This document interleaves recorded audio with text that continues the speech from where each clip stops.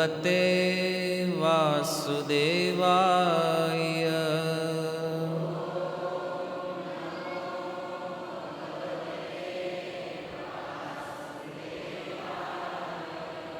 ઓમ નમો ભગવતે વાસુદેવાય.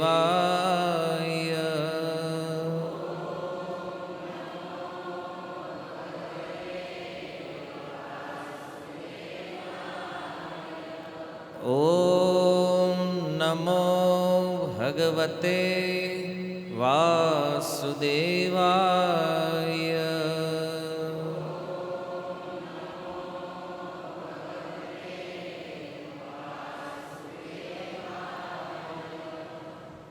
હરે કૃષ્ણ. સ્વાગતમ ઉપસ્થિત સર્વ શ્રોતાગણ, વૈષ્ણવજન એવં મહાનુભાવો. પુનઃ ગોલોક વૃંદાવનમાં પ્રવેશ કરીએ. કેટલાય સમયથી મહેતા નરસિંહ વૃંદાવનમાં ઊભા છે. શિવજીએ એને કાનમાં કહી દીધું છે કે આપણે જૂનાગઢ જવાનું છે, પણ આપણા મનમાં એક ભાવ હતો કે ભાઈ હું કામ ઉતાવળ કરવી છે, ભગવાનના ધામમાં છે, રાસલીલામાં છે, તો આનંદ લેવા દઈએ નહીં. તો મહેતા નરસિંહે ઘણો સમય આનંદ લીધો છે, ભગવાનની દિવ્ય રાસલીલાનું દર્શન કર્યું છે, અને એ રાસલીલાની એકથી એક સૂક્ષ્મ જે ભાવ છે, પ્રેમ જે છે, એ ભાવ પ્રેમની ભંગીમાઓનું આસ્વાદન અને સ્વયં ભગવાન રાધા કૃષ્ણ યુગલ સ્વરૂપનું દિવ્ય દર્શન, મહેતાના હૃદયમાં એવો આનંદ છે, એના મનમાં કલ્પના પણ નથી કે આ દિવ્ય રાસને છોડી અને હું ક્યાંય જાઉં. પણ એવામાં ઘટના એ બની કે શિવજીએ મહેતા નરસિંહના કાનમાં કીધું, હવે આપણે જે કામે આવ્યા હતા, જે વરદાન તમે માગ્યું હતું, એ કામ તો પૂરું થઈ ગયું છે, તો હવે આપણે પાછું જવાનું છે. તો આ શબ્દ જ્યારે સાંભળ્યો મહેતા નરસિંહે, એ સમયે ભગવાન મહેતા નરસિંહને કાંઈક કહે છે, અને શું કહે છે એ આજે આપણે જાણવાનું છે. ભગવાને શું કીધું મહેતા નરસિંહને? મહેતા નરસિંહને ભગવાન કહે છે કે શિવજીએ તમને જે વાત કાનમાં કરી છે એ યોગ્ય છે, ઠીક છે. તમે જે કામે અહીંયા આવ્યા હતા, જે દર્શન તમારે કરવાનું હતું, એ થઈ ગયું છે. હવે તમે જાઓ, પાછા શિવજીની આજ્ઞાનું પાલન કરો, એ તમને લઈને આવ્યા છે. મહેતા નરસિંહનો મૂડ નથી. ભગવાને કીધું જાઓ, તો એ સમયના હૃદયમાં જે પીડા ઉત્પન્ન થઈ, મહેતા નરસિંહ વિચાર કરવા માંડ્યા કે આ દિવ્ય રાસનું દર્શન છોડી અને આ સંસારમાં એવું કયું દર્શન છે જે હવે જોવા લાયક છે? રાસલીલાને જોયા પછી હવે આ જગતમાં એવી કઈ વસ્તુ છે જેની હાટું ભગવાન મને પાછો મોકલે? આખા સંસારમાં જે જીવ છે એની ઈચ્છા છે ભગવાનના ધામને પામવાની. બીજું કે ભગવાન પણ ઈ ચાહના રાખે છે કે જેટલા પણ જીવ છે એ ભજન કરી અને મારા ધામમાં પાછા આવે. ભગવાનનો પણ આ વિચાર છે. તો મહેતા નરસિંહે શિવજીની કૃપાથી ધામને પ્રાપ્ત કર્યું. ધામની અંદર સર્વોત્તમ રાસલીલાને પ્રાપ્ત કરી લીધી. તો જો શિવજી ગુરુ સ્વરૂપ છે, કૃષ્ણ સ્વયં ભગવાન, અને બેયનો ઓર્ડર એક જ છે, રિટર્ન. મહેતા નરસિંહનું મન આ વાત પકડી નથી શકતું. પાછું હું કામ? જે લક્ષ્ય છે એ તો પામી ગયા, હવે બાકી શું છે? અને પૃથ્વી ઉપર જાશું તો ન્યાય પાછા માણા જે ઈના ઈ છે. મહેતા નરસિંહ કે હું અહીં આવ્યો, એ પહેલાં તો એની યારે થોડુંક એડજસ્ટમેન્ટ થઈ જતું હતું, પણ હવે અહીંથી ગયા પછી એની હારે તો બિલકુલ સેટિંગ આવવાનું નથી, કારણ કે એ ઓળખે છે, અહીંયા રહેવા અહીંથી જ ગયા છે એ ત્યાં.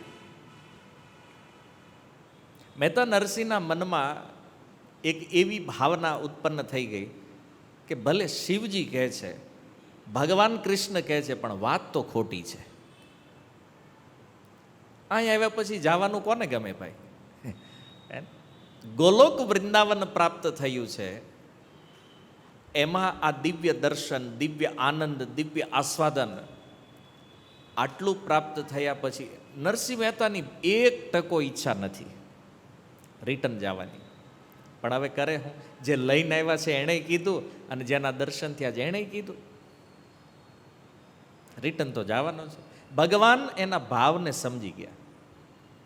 મુખ જોયો, ભગવાન નો સમજે તો કોણ સમજે ભાઈ? ભગવાને એના ભાવને સમજી અને કીધું, મહેતા તમે જાઓ, તમને હું એક વાત કહું છું કે તમને એ ચિંતા છે ને કે ન્યા જઈને શું થશે, શું કરશો તમે?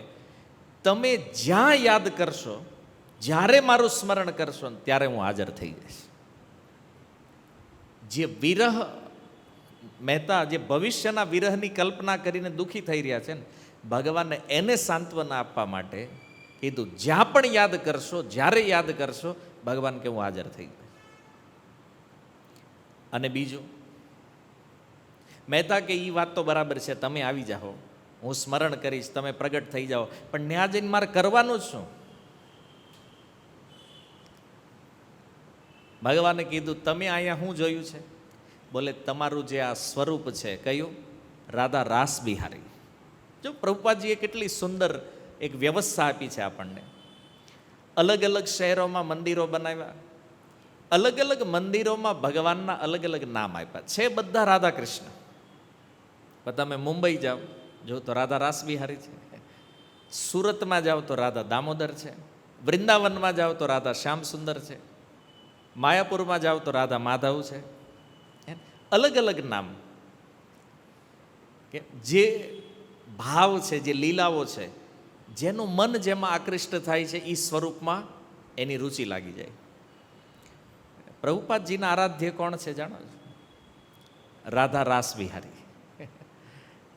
તો ભગવાને નરસિંહ મહેતાને કીધું, રાસ વિહારી સ્વરૂપનું જે દર્શન થયું છે, બસ આનું ધ્યાન કરતા રહેજો.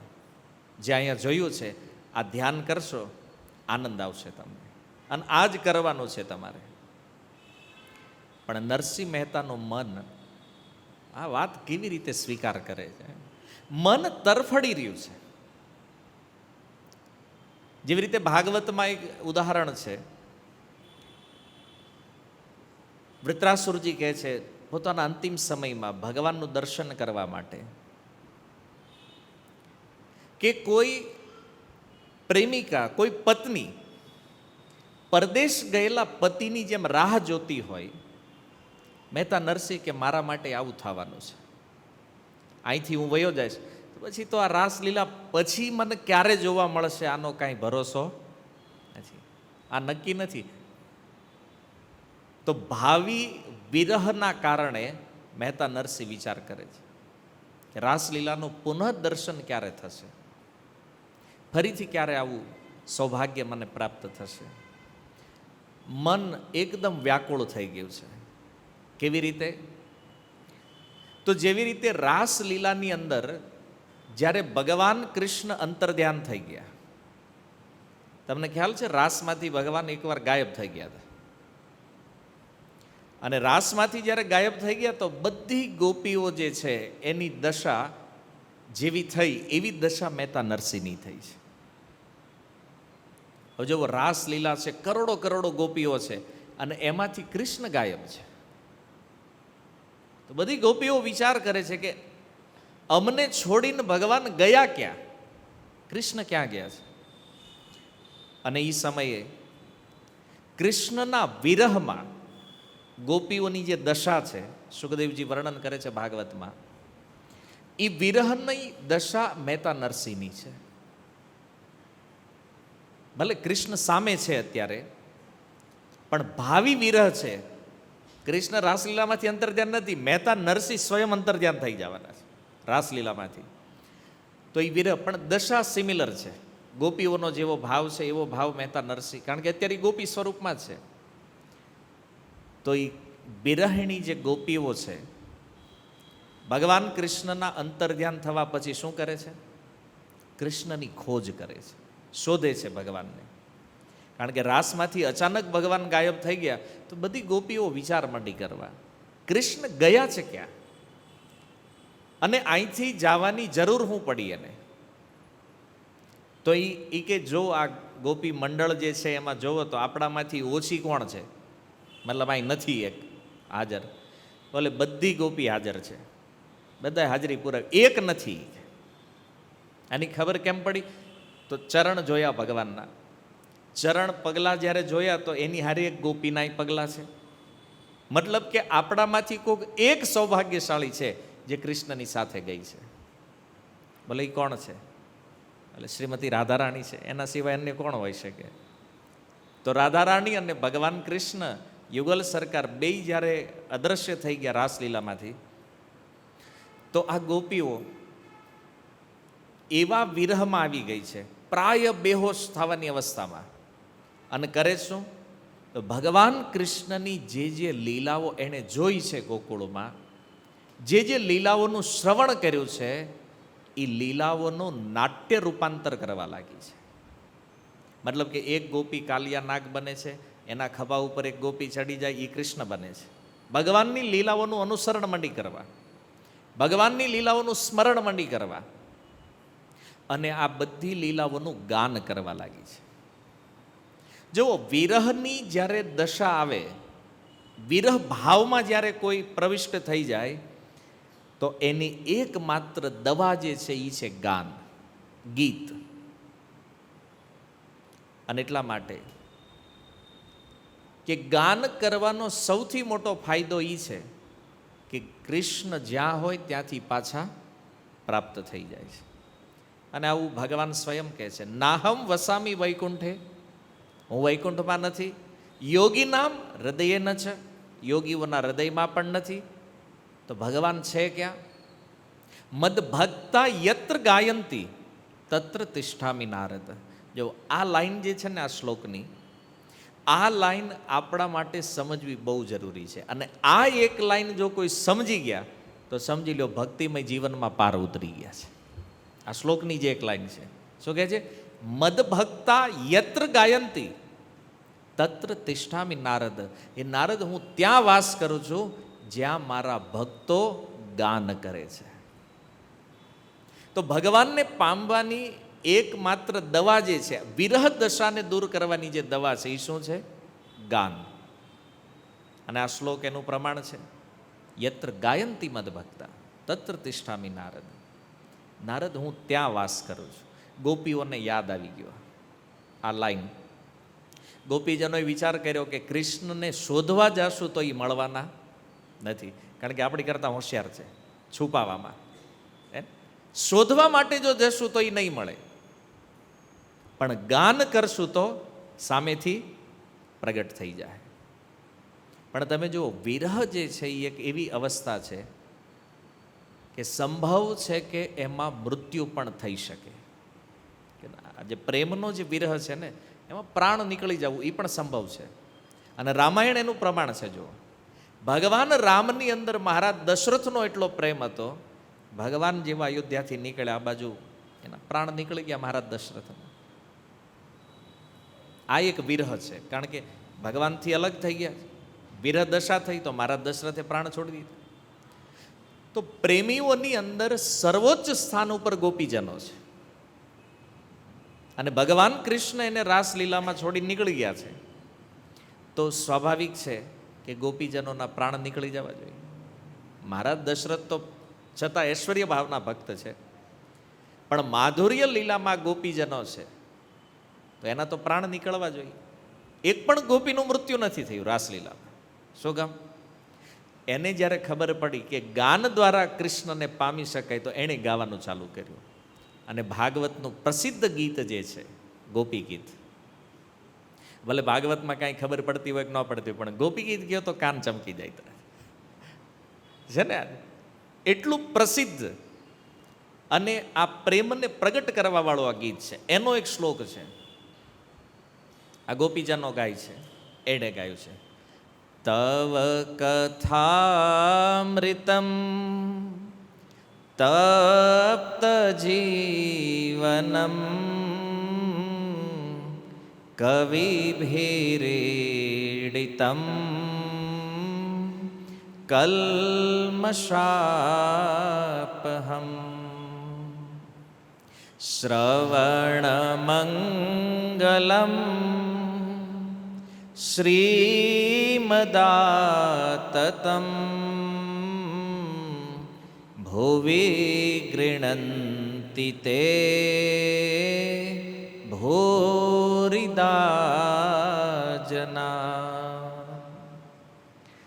આ શ્લોકમાં કહે છે તવ કથામૃતમ તપ્ત જીવનમ, કે જે હે કૃષ્ણ તમે અમને છોડીને વયા ગયા છો, એનો અર્થ એ છે કે અમારું હૃદય જે છે એ વિરહ અગ્નિ દ્વારા બળી રહ્યું છે, તપે છે હૃદય, અમારું આખું શરીર બળે છે તમારા વિરહમાં. પણ એ બળતા હૃદય, એ બળતા શરીર ઉપર તવ કથા અમૃતમ, તમારી કથા જે છે એ શું છે? અમૃત છે. અને કથારૂપી અમૃત અમને પ્રાપ્ત થતું રહે છે, એટલા માટે અમારા પ્રાણ નીકળતા નથી. એક અદ્ભુત શ્લોક, તવ કથામૃતમ તપ્ત જીવનમ. વિરહમાં પ્રાણ નીકળવામાં સમય નથી લાગતો, પણ ગોપીજનો કહે છે અમે પ્રાણને ધારણ કર્યો, અમારા પ્રાણ ટક્યા છે. એનું કારણ શું છે? તવ કથામૃતમ. કૃષ્ણ તમારી કથા જે છે ને એ અમારી સાથે છે, અને કથાનું ગાન કર્યું છે એણે. કેમ? શ્રવણ મંગલમ, મંગલ કરવા વાળી, એનું શ્રવણ કોઈ સાંભળે છે જ્યારે કથાને. અને એક સુંદર વાત કરી છે, ગુરુ મહારાજ કહે છે ભુવિ ગૃણંતિ તે ભૂરિદા જના. આ સંસારમાં સૌથી શ્રેષ્ઠ ઉપકાર કરવા વાળો વ્યક્તિ કોણ છે? બોલે જે બીજાને ભગવાનની કથાને સંભળાવે છે. જે વ્યક્તિ આ સંસારમાં ભગવાનની કથાને ગાય છે, સાંભળે છે, સ્મરણ કરે છે, આનાથી શ્રેષ્ઠ વ્યક્તિ બીજો કોઈ નથી. એ જે ભુવિ ગૃણંતિ તે ભૂરિદા જના, ભૂરિદા જન છે જે ભગવાનને આપે છે. અર્થાત કથા જે છે ને એ સ્વયં ભગવાન છે. અને ગોપીજનો કહે છે કૃષ્ણથી પણ વધારે યદી કોઈની મહિમા છે તો એ કૃષ્ણ કથાની છે, કૃષ્ણ નામની છે. અને જગન્નાથજીના એ સ્વરૂપમાં આપણે સાંભળ્યું છે ને, ભગવાનને પણ જે પ્રેમમાં સ્થિત કરી દે, ભગવાનને પણ ભાવમાં સ્થિત કરી પોતાના સ્વરૂપથી વિસ્મૃત કરી દે, એ ભગવત કથા છે. ગોપીજનો આ જાણે છે, અને એટલે એણે ભગવાનની કથાનું ગાન કર્યું છે. અને આ શ્લોકના માધ્યમથી કહે છે કૃષ્ણ તમે અમને છોડીને વયા ગયા, પણ તમારી કથા કોઈ દિવસ અમને છોડતી નથી. ભગવાન ભલે સાથે ન હોય, પણ ભગવાનની કથા નિત્ય નિરંતર જ્યારે સ્મરણ કરો, જ્યારે ચિંતન કરો, ત્યારે આ હૃદયને, ચિત્તને સાંત્વના આપે છે, સુખ આપે છે, આનંદ આપે છે. યા ગોપીજનો કહે છે કથા નથી છોડતી, તમે છોડીને વયા જાઓ. અને જો અત્યારે છોડીને વયા ગયા છો, એ ગોપીઓ ભગવાનની લીલાઓનું નાટ્ય રૂપાંતર કરતા કરતા કૃષ્ણની લીલાઓને યાદ કરે છે, ગાન કરે છે. અને એટલા માટે ભગવાનથી પણ વિશેષ યદી કોઈ છે તો એ ભગવાનની કથા, ભગવાનનું નામ છે. હરિકથા, હરિનામ આ ભગવાનથી પણ વિશેષ ઉત્તમ છે. કેમ? રામાયણમાં કીધું રામ એક તાપસતીય તારી. ભગવાન રામ જ્યારે આવ્યા, એક સ્ત્રીનો ઉદ્ધાર કર્યો એણે, અહલ્યા. રામ એક તાપસતીય તારી, નામ કોટી ખલ કુમતી સુધારી. પણ ભગવાનના નામે એક બે નહીં, કરોડો કરોડો ખલ વ્યક્તિઓ જે હતા એની બુદ્ધિને સુધારી અને એને ભગવાન સુધી પહોંચાડી દીધા છે. આ હરિનામમાં શક્તિ છે. એક બે નહીં, કરોડોને. અને એટલા માટે કીધું છે કે ભગવાનથી પણ મોટું ભગવાનનું નામ છે. કેમ? અગણિતનો ઉદ્ધાર કર્યો છે, ગણી નો એકાય એટલા લોકો આ નામથી તર્યા છે. હે હરિ તે હરિ નામ બડેરો, તાકો મૂડ કરત કત જયરો. વૃંદાવનના એક આચાર્ય કહે છે, ભગવાનથી પણ મોટું ભગવાનનું નામ છે. અને એક વાત ઉપર તમે વિચાર કરો કે એ તમે માનો છો ને કે ભગવાનથી મોટું ભગવાનનું નામ છે? માનો છો ને? તો વિચાર કરો કે ભગવાનથી મોટી વસ્તુ આપણને મળી ગઈ છે. આપણે જે ચિંતામાં કે ભગવાન નથી મળ્યા, શું કામ છે ભાઈ? ભગવાનથી પણ મોટી વસ્તુ આપણને મળી છે, એ છે હરિનામ, હરિકથા, ભાગવત. ભગવાનથી પણ વિશેષ. શું કામ? જો નામની તો મહિમા પ્રસિદ્ધ છે, ભગવાનથી વિશેષ. અને ભગવાનની કથા, જગન્નાથજીની કથામાં તમે સાંભળ્યું છે કે ભગવાનને પોતાની કથા સાંભળવાની કેટલી લાલસા છે. એ કથા ભગવાનને પ્રેમ આપે છે, એનો મતલબ કથા પણ ભગવાનથી વિશેષ છે. તો ભગવાનથી મોટી વસ્તુ મળી છે, પણ દુર્ભાગ્ય આપણું જોવો તોય નામ લેતા નથી. કેટલી અદ્ભુત મહિમા છે નામની. ભગવાનથી મોટી વસ્તુ પ્રાપ્ત થઈ છતાં આમાં આપણને આળસ આવે છે. સંસારના કામ વચમાં અડાવે. કેટલી માથાકૂટ લાગે 16 માળા પૂરી કરવામાં. આ હતું એટલે રહી ગઈ, ઓલા પણ જવાનું હતું એટલે રહી ગયું, ઓલું કામ હતું એટલે રહી ગયું. ક્યારેક માળાને જોવો ને તો પહેલાં એ વિચાર કરજો કે ભગવાનથી પણ મોટી વસ્તુ આપણને મળી ગઈ છે, તો પહેલી પ્રાયોરિટી કોને આપવી જોઈએ? આટલું સમજી લેશો ને તો હરિનામ જીવનમાં ક્યારેય નહીં છૂટે. આ વિશેષ વસ્તુ મળી છે. પણ ચૈતન્ય મહાપ્રભુ કહે છે, દુર્દૈવ ઈદ્રશમ વિહાજનીના અનુરાગ. પ્રભુ તમે આ નામના રૂપમાં બધું જ આપી દીધું છે, દુર્દૈવ, દુર્ભાગ્ય છે અમારું કે હજી તમારા નામમાં પ્રેમ થયો નથી, અનુરાગ નથી નામમાં. બહુ વાર કહેવું પડે તો પરાણે પરાણે માળા કરે. એટલે તમે શુક્રવારમાં એટલા ટાઈમથી આવો છો, કેમ પ્રભુજી માળા નથી કરતા? હજી આમ હાલવા દો. એટલી હરિનામની મહિમા સાંભળી છે તોય પછી પૂછે 5 માળા થઈ. આ શું છે? આ છે દુર્દૈવ, દુર્ભાગ્ય છે. મહાપ્રભુએ સ્વયં આ નામનું દાન કર્યું છે, કૃપા આપી છે. અને તત્વથી વિચાર કરો કે આ નામ કેટલું મહાન છે. મહાપ્રભુએ આપણને આપી દીધું છે. આટલી મહિમા મહાપ્રભુના પ્રગટ થયા પહેલા ખબર નહોતી, લખી તો હતી પહેલેથી શાસ્ત્રમાં. એવું નહોતું નામની મહિમા મહાપ્રભુ આવ્યા પછી લખાણી છે. ચૈતન્ય મહાપ્રભુએ સારને શાસ્ત્રમાંથી કાઢીને આપ્યો, આ લેવા જેવું છે, લ્યો. દુર્દૈવ, દુર્ભાગ્ય એ છે કે આટલી અગાધ મહિમા સાંભળી નામની, છતાં હજી નામમાં પ્રેમ થયો નથી. દુર્દૈવ ઈદ્રશમ ઇહાજની ન અનુરાગ. અનુરાગ નથી હજી આમાં. તો ગોપીજનો કહે છે, પ્રભુ તમારાથી વધારે મહાન તમારી કથા છે, તવ કથામૃતમ. અને વિરહ દશા જે છે ને એનો સાર જ આ છે. શું? કોઈ પણ ભક્ત જ્યારે વિરહની અવસ્થામાં આવી જાય એનો સહારો અમૃત છે. અને અમૃત શું છે? હરિકથા. તવ કથા અમૃતમ. એ મૃતમ નથી, એટલે ગાવામાં આપણે કહીએ તવ કથા અમૃતમ, પણ સંધિ વિચ્છેદમાં એ વાસ્તવમાં શબ્દ શું છે? તવ કથા અમૃતમ. પ્રભુ તમારી જે કથા છે ને એ અમૃત છે, અમને મરવા નથી દેતી, તમારામાં પ્રેમની વૃદ્ધિ કરાવે છે. શ્રીમદ ભાગવતની અંદર સુખદેવ ગોસ્વામી કહે છે, શ્રવણાત દર્શનાત ધ્યાનમયી ભાવો અનુકીર્તનાત ન તથા સન્નિકર્ષેણ પ્રતિયાત તતો ગૃહાન. આ જ શ્લોક કદાચ ગોલોકમાં ભગવાને મહેતા નરસિંહને કીધો છે. કહે છે, હે પ્રિય નરસિંહ, શ્રવણાત મારી લીલા અને મારા ગુણોના શ્રવણથી, દર્શનાદ તથા મારા રૂપના દર્શનથી, ધ્યાયાનમયી મારું જે ધ્યાન કરે છે ભક્તો, ધ્યાનથી સમજો આ શ્લોક. ભગવાન શું કહે છે? શ્રવણાત, મારી કથાઓના શ્રવણથી, મારા રૂપના દર્શનથી અને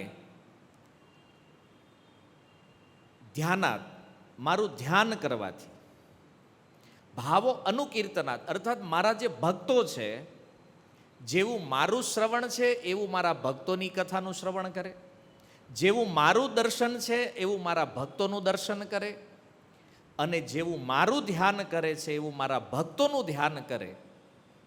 અથવા આનો એક ભાવ એ પણ લઈ શકાય કે શ્રવણથી, દર્શનથી, ધ્યાનથી આ સંસારમાં ભક્તોને જે પ્રેમની પ્રાપ્તિ થાય છે એવો પ્રેમ મારી સાથે રહેવાથી મળતો નથી. ન તથા સન્નિકર્ષેણ પ્રતિયાત તતો ગૃહાન.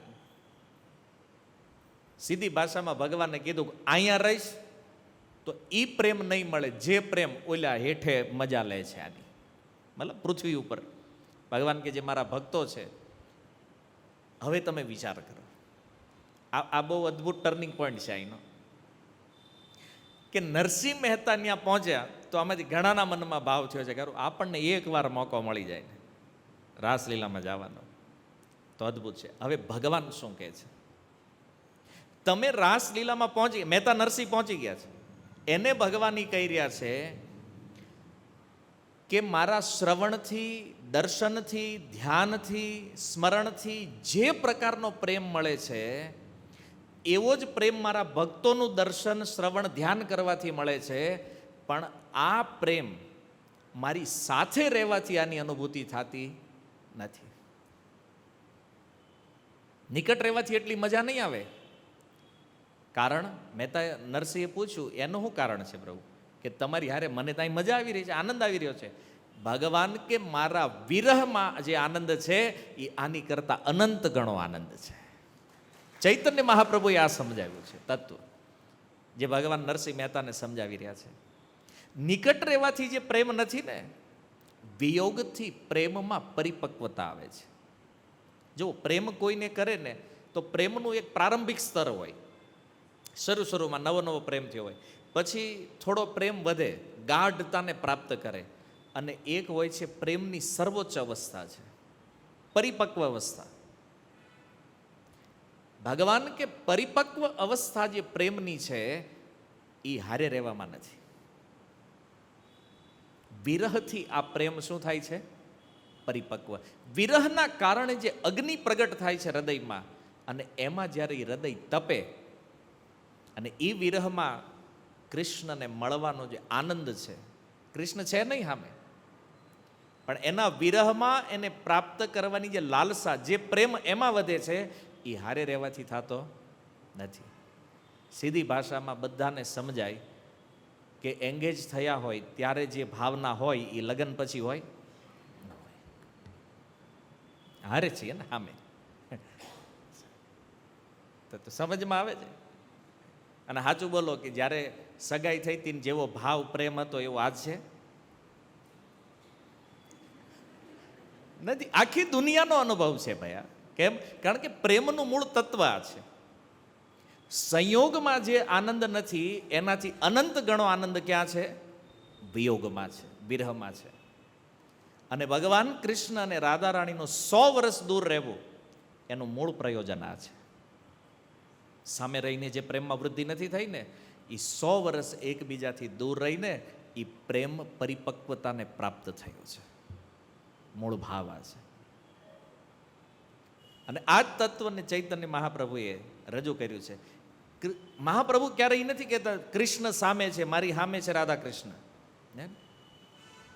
કહે છે કહા જાઉં કહા પાવું મુરલી બદન. એનું ક્યાં મને કૃષ્ણ મળશે? રાધા રાણીના ભાવને લઈને આવ્યા છે ને મહાપ્રભુ. આપણા ષડગોસ્વામી છે, એના સ્તોત્ર, એના જે લખાણ છે એ તમે જુઓ. ક્યારેય નથી કીધું રાધા કૃષ્ણ મારી સામે. શું કહે છે? ક્યાં મળશે, ક્યાં રાધા કૃષ્ણનું દર્શન થશે? આ વિરહ ભાવ જે છે ને, ગૌડીય પરંપરાનો આધાર આ તત્વ છે. અહીંયા પહોંચવું છે. ભગવાન મહેતા નરસિંહને કહે છે મજા અહીંયા નથી ભાઈ. હું કહું છું કે શિવજી કહે છે અહીંથી અમારે તને કાઢી નથી મૂકવો ભાઈ. પણ તત્વ સમજ ભગવાન સમજાવે છે. તો કેટલી ગુહ્ય વાત ભગવાને મહેતા નરસિંહને કીધી છે કે હું એ સમજાવવા માંગુ છું કે આ પ્રેમ કરતા પણ એક ઉત્તમ વસ્તુ છે જે મારે તને દેવી છે. મહેતા નરસિંહ વિચારમાં પડ્યા, હારું રાસલીલાના દર્શનથી ઉત્તમ શું હોય? અહીંથી આગળ કોનું મગજ પહોંચ્યું છે? આ સુધી ગયો રાસલીલા દર્શન થઈ ગયું, આનાથી ઉપર શું છે? મહેતા નરસિંહ કન્ફ્યુઝ. ભગવાન કે આનાથી ઉપરની વસ્તુ દેવી જ તને, એટલે તને રિટર્ન મોકલવાના છે. ભક્તને સમજાવવામાં ભગવાનને ફીણ આવી જાય કે આનાથી ઉત્તમ? ભગવાન કે હા. મહેતા છે? ભગવાન કે છે એટલે તો કહું છું કે દેવાનું છે, આનાથી ઉપરની વસ્તુ દેવી જ તને. મહેતા કે જો એવું હોય તો આપો. હવે તમે વિચાર કરો, આ જે આખી લીલા ભગવાને કરી, આમાં મૂળ ભગવાન મહેતા નરસિંહની સમજાવવા માગે છે કે ગોલોક વૃંદાવનમાં સાક્ષાત રાસલીલા દર્શન કરવાનો જે આનંદ છે, એનાથી અનંત ગણો આનંદ મારા ભક્તોના સંગમાં મારી કથા સાંભળવાનો છે. મહેતા નરસિંહ નથી જાણતા હું કામ મને મોકલી રહ્યા છે હજી, પણ આ શ્લોક દ્વારા ભગવાને સમજાવી દીધું કે સાધુ સંગમાં શ્રવણ કીર્તનનો જે આનંદ છે, આવો આનંદ સાક્ષાત ગોલોક વૃંદાવનમાં પણ નથી. એટલે મહાપ્રભુ કહે છે મમ જન્મની જન્મનીશ્વરે ભવતાદ ભક્તિ રહે તું કીધું. આ રસ છે, આપણને અહીં મળે છે, અને તોય આપણે કોરા ને કોરા. કેમ? કારણ કે ક્યારેય કથા પ્રત્યે શ્રદ્ધા જ નથી ડેવલપ થઈ આપણી, કે હર શુક્રવારે અહીંયા આવીને આપણે બેહીને સાંભળીએ છીએ. આ હકીકત છે શું? કારણ કે જ્યાં સુધી આની કિંમત નહીં સમજાય ને ત્યાં સુધી તો વેલ્યુ થવાની નથી ક્યારેય. હે ને? મહિમા વગર ક્યારેય આપણે કોઈની વેલ્યુ કરતા નથી. જો આજ સ્વયં ભગવાન સમજાવી રહ્યા છે, આ સંસારનું સર્વોત્તમ સુખ છે ભગવાનની કથાને સાંભળવું, ભક્તોની વચ્ચે બેસીને. જે આનંદ સાક્ષાત ગોલોકમાં નથી એ અહીંયા છે. આ મહાપ્રભુએ આપ્યું છે, પણ ઓલા કેમ વેલ્યુ જ ખબર નથી ભાઈ. એને એમ છે કે ભાઈ શુક્રવારે એટલે એક સિસ્ટમ છે કે હર શુક્રવારે આવવાનું, બાજુ વયું જવાનું, બધા આવે તો આપણે જઈએ. સમજો શું સૌભાગ્ય છે આપણું? મહાપ્રભુએ આ આપ્યું છે. ભુવિ ગૃણંતી તે ભૂરિદાજન. આ રસ આપણને પ્રાપ્ત થયો છે. ઘણીવાર હું એક ઉદાહરણ કહું છું કે 5 વર્ષના બાળકને તમે હીરો આપી દો તો એને શું કિંમત ખબર હોય? એમાં આપણે એવું થયું છે કે આપણને ખબર જ નથી કથા છે શું. ગોપીજનોને પૂછો તો ખબર પડે કથા શું છે. એ ઘણીવાર લોકો કથા હું કામ સાંભળવાની? પૂછો, તમને શુક્રવારે જઈને કરો બસ બેન સાંભળવી કે એમાં હું? એમાં જે છે એ ક્યાંય નથી. મૂળ મુદ્દાની વાત આ છે, જે મહેતા નરસિંહના પ્રસંગમાં આપણે સમજ્યા. તો ભગવાન જે ઉત્તમ સુખની વાત કરી રહ્યા છે ને મહેતા નરસિંહ માટે, ઉત્તમ સુખ શું છે? સાધુ સંગે હરિકથા. ભગવાનના ભક્તોના સંગમાં રહી ભગવાનનું નામ, ભગવાનની કથા. આ અનંત અનંત વિસ્તાર જે આ જગતનો થયો છે, આ અનંત જગતનું આ સૌથી અલ્ટિમેટ સુખ છે. પરમ સિદ્ધિ, પરમ સુખ જેને કહેવાય ને એ આ છે. અને એટલા માટે ગોલોક વૃંદાવન છોડી અને શુકદેવ જેવા મહાપુરુષો આ જગતમાં આવીને ભગવાનની કથાઓને ગાય છે. વ્યાસદેવ જેવા મહાપુરુષો, નારદજી, આ બધા ભગવાનની લીલા કથાઓમાં રત રહે છે. એનું કારણ શું છે? પરમ તત્વ આ છે. સ્વયં ભગવાન કહે ઉત્તમ વસ્તુ આપવાની છે તો મહેતા કે આપો, હાલો આનથી સારું હજી. કારણ કે રાસલીલા જોઈને જો આવો ભાવ છે, મહેતા કે આનથી સારું હોય તો લેવાય, વાંધો નહીં આપો. ભગવાન કે આંખ બંધ કર. આંખ બંધ કર, તને આનાથી ઉત્તમ સુખનું દર્શન કરાવવું. આંખ બંધ કરીને ભગવાને કીધું હવે ખોલ. જેવી આંખ ખોલી સીધા જુનાગઢ, એ જંગલમાં, અને હારે શિવજી. મહેતા નરસિંહ કે સાંભળ્યું તું કૃષ્ણ છળ કરવામાં એક્સપર્ટ છે, આજ મારી હારે થઈ ગયું ઈ કે.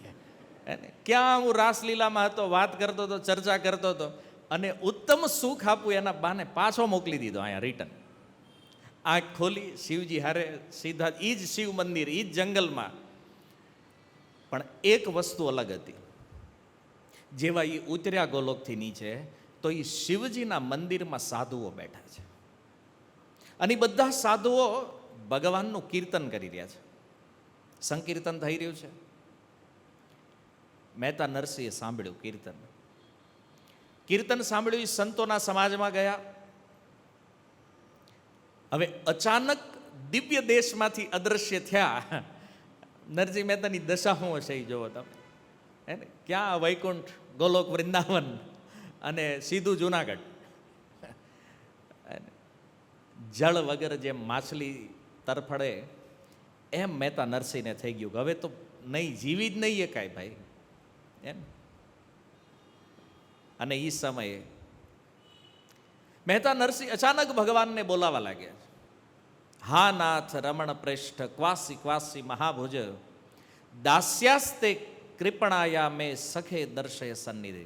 શ્રીમદ ભાગવત સુખદેવજી કહે છે, ભગવાન અદ્રશ્ય થયા, ગોપીજનો જે પોકાર, હવે આના હૃદયમાં ઈ જ ભાવના, ઈ જ વિરહ છે. હા નાથ, એ નાથ રમણ પ્રેષ્ઠ, એ રાધા રમણ, ક્વાસી ક્વાસી મહાભુજ, એ મહાભુજ પ્રભુ ક્યાં છો તમે?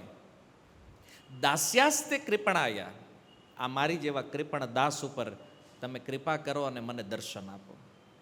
તો ભગવાનના દર્શનની લાલસાથી આવા શબ્દ જ્યારે મહેતા નરસિંહના મુખે નીકળ્યા તો એલા સાધુઓએ પૂછ્યું, એ કે મહેતા શું થયું છે? બોલે શું થયું છે એની વાત જવા દો તમે, મારી યારે છેતરપિંડી થઈ ગઈ. એને કે મહેતા નરસિંહ જુનાગઢના છે, વેપારી છે, કોઈક છેતરી ગયો છે કે રોતા છે કે ઉદાસ થઈ ગયા છે એટલા. સાધુએ પૂછ્યું થયું છે શું? બોલે કેમ વર્ણન કરું તમને? અને એણે કોની હારે છળ નથી કર્યું, દેવતાઓ હારે કર્યું, દાનવો હારે કર્યું, બલિ હારે કર્યું, હે ને, બધું લઈ લીધું છળ કરીને, પણ મને એમ કે હું રહી જાય, મારી હારે કર્યું. ક્યાં રાસલીલામાં હતો ને અહીંયા જુનાગઢ ઉતાર્યો. સાધુઓએ જોયું કે આની દશા શું છે, અને એણે કીધું મહેતા એ બધી ચિંતા છોડો, આવો અમારી હારે કીર્તન કરો. તો મહેતા નરસિંહ કીર્તનમાં લાગ્યા, અને સાધુ સંઘમાં એવું સુંદર સંકીર્તન થયું, સત્સંગ થયો. અને જ્યારે મહેતાની આવી દશા થઈ તો ભગવાન પાછા પ્રગટ થયા એમની સામે. જે સ્વરૂપ ગોલોકમાં જોયું હતું એ જ, કારણ કે ભગવાને કીધું હતું ને જ્યારે બોલાવીશ ત્યારે હાજર. તો વિરહ દશામાં ભગવાનને બોલાવ્યા, ભગવાન આવ્યા, દર્શન આપ્યા કે હું શાંત થઈ જા, જોઈ લે, જવું મેં કીધું તું સત્ય કીધું, જ્યારે બોલાવીશ ત્યારે આવીશ. તો દર્શન આપી અને ભગવાન તત્કાલ અંતર્ધ્યાન થઈ ગયા પાછા. હવે દુઃખ નથી. કેમ? કારણ કે ભગવાનનું પણ દર્શન થયું છે, ભગવાનના ભક્તોનું પણ દર્શન થઈ ગયું છે. સંતોના દર્શન સંકીર્તનથી મન સંતુષ્ટ થઈ ગયું. અને પછી એણે વિચાર કર્યો કે ભગવાને ગોલોકથી મને અહીંયા નીચે ઉતાર્યો છે તો એ આ જ કરવા હાટો મોકલ્યો છે. સંતોનું દર્શન અને સંતોનો સત્સંગ, આ ભક્તોની સાથે રહેવાનું આ જ મારા જીવનનું લક્ષ્ય છે, આ જ આનંદ. ઉત્તમ વસ્તુ આ છે. મહેતા નરસિંહને ગોલોક રિટર્ન થયા પછી સમજાણું કે ભક્ત સિવાય કોઈ મહાન, ભગવાનથી પણ મહાન કોણ છે? ભગવાનના ભક્ત છે. આ મહેતા નરસિંહ સમજાણું ક્યારે? ગોલોક રિટર્ન થયા ત્યારે. આપણને આઈના ભક્તોમાં ક્યારેક સમસ્યા દેખાય, વાંધો નહીં, નોર્મલ. મહેતા પહેલા ક્યાં સમજ્યા, જઈને આવ્યા એકવાર પછી ખબર પડી.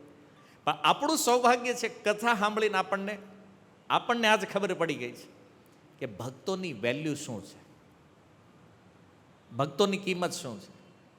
ભગવાન પોતાનાથી પણ વધારે પ્રાયોરિટી ભક્તોને આપે છે, અને ભગવાન સ્વીકારે છે. શાસ્ત્રોમાં બોલ્યા છે અહમ ભક્ત પરાધીન, હું અધીન છું મારા ભક્તોને. મારા કરતાં પણ વિશેષ પૂજા કોની થવી જોઈએ? મારા ભક્તોની થવી જોઈએ. આદિપુરાણ ઇત્યાદિ શાસ્ત્રોમાં ભગવાનના વચન છે. તો મહેતા નરસિંહને સમજતા વાર ન લાગી કે ભગવાને આ સાધુ સંગ માટે મને અહીંયા પાછો મોકલ્યો છે. આટલા સંતોનું દર્શન થયું, સંકીર્તન થયું, મન સંતુષ્ટ થઈ ગયું છે. પણ પછી એક વિચાર આવ્યો કે સપનું નથી ને આ પાછું. ઘરેથી નીકળ્યો તો શિવ મંદિરમાં આવીને આવી બેઠો તો હાથ દી કાંઈ ખાધું પીધું નહોતું, કદાચ નબળાઈ આવી ગઈ હોય અને બેહોશ થઈ ગયો હોય ને એક સ્વપ્ન જોઈ લીધું હોય, જાગીને જોઉં તો જગત દિશે નહીં. એ મહેતાએ લખ્યું છે. હવે આટલું બધું થઈ ગયું તો હવે વિચાર આવ્યો છે કે આ સપનું નથી ને. પણ વેશભૂષા એણે પોતાની જોઈ, નજર કરી તો જે ગોલોકમાં પીતાંબર મળ્યું છે એ શરીર ઉપર છે, જે તુલસીની માળા ગળામાં છે, અને જે કરતાલ, ભગવાનના શ્રી વિગ્રહ, જે વસ્તુ ગોલોકથી લઈને આવ્યા છે મહેતા નરસિંહ, અને બીજું કે હું નીકળ્યો છું એને લગભગ અઠવાડિયા ઉપર થઈ ગયું, હજી મને ભૂખ તરસ લાગી. તો આ બધા અનુભવો જ્યારે મહેતા નરસિંહે જોયા, એનો ભ્રમ દૂર થયો કે નહીં, સપનું તો નથી, આ હકીકત છે. મતલબ ભગવાનના દર્શન થયા છે, રાસલીલાનું દર્શન, આ બધું હકીકત છે.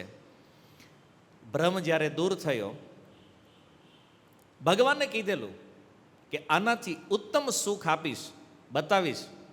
મહેતા નરસિંહે વિચાર કર્યો કે ભગવાન બિલકુલ સત્ય બોલ્યા છે. ભગવાનના ભક્ત એવા સંતોના સંગમાં જે સુખ છે, આ સુખ ગોલોક વૃંદાવનમાં પણ નથી. અનુભૂતિ કરાવી મહેતા નરસિંહને ભગવાને. સંત અને સંકીર્તનની ઉત્તમતા ભગવાને બતાવી છે. મારા ભક્ત પણ ઉત્તમ છે અને મારું કીર્તન, મારું સંકીર્તન પણ ઉત્તમ. સંકીર્તનનો અર્થ છે કથા, નામ કીર્તન, રૂપગુણ લીલા કીર્તન.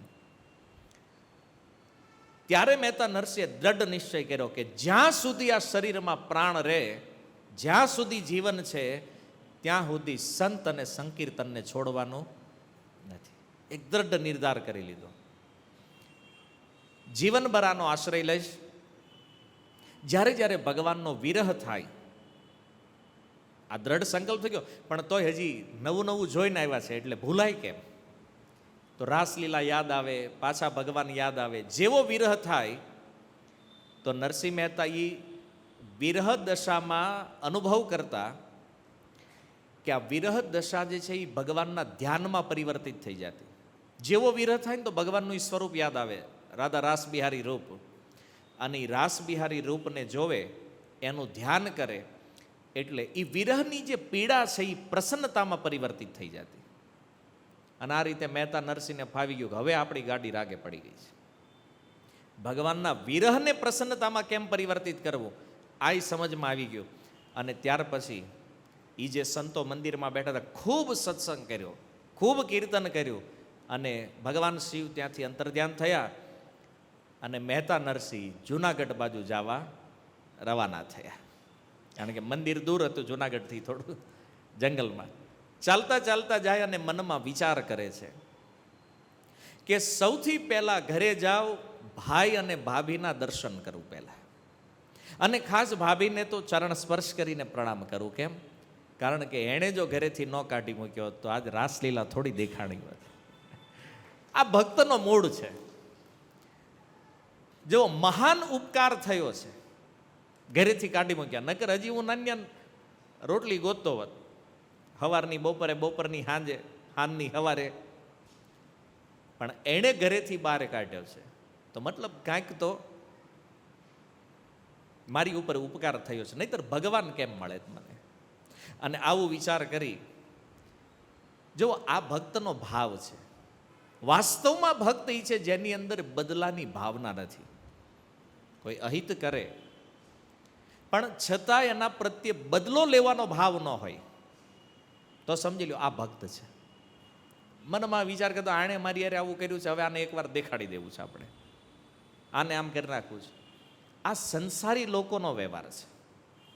ભક્ત બન્યા પછી પણ જો બદલો લેવાની ભાવના છે તો સમજી લો કે આપણે હજી વૈષ્ણવ થયા નથી. કોઈ આપણી યારે ભલે ખરાબ કરે, આપણે એના માટે ક્યારેય ખરાબ વિચાર ન કરવો. મહેતા નરસિંહ એનો વિચાર્યું કે હવે ભગવાન મળી ગયા, હવે તો આપણી પાસે સુપર પાવર છે, તો હવે દેખાડી દઈએ આખા જુનાગઢને. નહીં, જુઓ એની વિચારધારા શું છે. પ્રણામ કરું છું જઈને ઘરે પહેલા. કોને?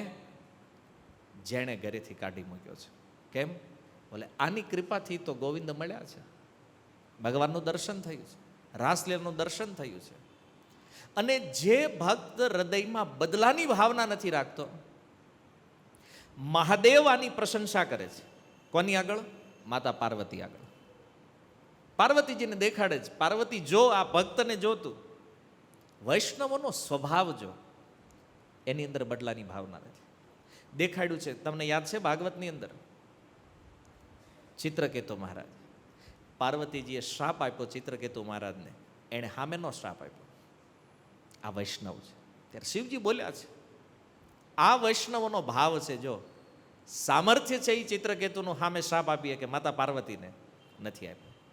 ધ્રુવ મહારાજ જે સુરુચિના વચનને સાંભળીને તપ કરવા માટે નીકળ્યા, રાજ્ય છોડીને, ભગવાન મળ્યા પછી પાછા આવ્યા ને, સુરુચિને આવીને પહેલા પ્રણામ કરે છે. આ વચન ન કીધા હોત તો આજ મને ભગવાનનું દર્શન ન થયું. સંસારની વિપત્તિને જે અવસર બનાવી દે, આનું નામ વૈષ્ણવ છે, આ ભક્ત છે. મહેતા નરસિંહ વિચાર કરે છે. અને રામાયણની અંદર વિભીષણના પ્રસંગમાં ભગવાન શિવ કહે છે, અસ કહી કિન્હ સી ચરણ પ્રહારા અનુજ ગહે પદ બારંબાર. શિવજી કહે છે પાર્વતી જો રાવણે વિભીષણને લાત મારી, અને એક લાત નથી મારી, અનેકો વાર પ્રહાર કર્યો. ચરણ પ્રહારા બહુવચનમાં કીધું છે, અનેક વાર પ્રહાર કર્યા, પણ અનુજ ગહે પદ બારંબાર. વારંવાર વિભીષણજી ચરણ પકડે છે રાવણના. શું કામ? તુમ પિતુ સરીસ ભલે હિ મોહી મારા. વિભીષણ કહે છે કે હે ભાઈ રાવણ, તમે મારાથી મોટા છો, તમે પિતાની જગ્યાએ છો, અને તમે મારી ઉપર પ્રહાર કરો, હું એમ માનું છું કે મારા પિતા મારી ઉપર પ્રહાર કરે. જો આ ભક્તનો સ્વભાવ કહે છે, તુમ પિતુ સરીસ ભલે હિ મોહી મારા, રામ ભજે હિત નાથ તુમ્હારા. તોય રાવણ એક વાત કહું છું સાંભળ, કે ભગવાન રામનું ભજન કર, કારણ કે તારું હિત એમાં છે. ભલે મને 1000 લાત મારી દે, પણ વાત તો એ સત્ય છે કે કલ્યાણ તો રામના ભજનથી થવાનું છે. એટલી લાત વિભીષણજીએ ખાધી. શું કામ? રાવણને સમજાવવા માટે. બદલાની ભાવના નથી, સમજાવે. પિતાના સ્થાને જોવે છે. જો મોટા ભાઈ છો ને, પિતાની બરાબર છો, તમારા પ્રહારથી કોઈ દુઃખ નથી, રામનું ભજન કરો ખાલી. સમજાવ્યું? રાવણ તો રાવણ છે ભાઈ, માનતો નથી. પણ જો આ જેની ઉપર પ્રહાર, ધ્રુવને સુરુચિના વચન ભગવાન મળી ગયા.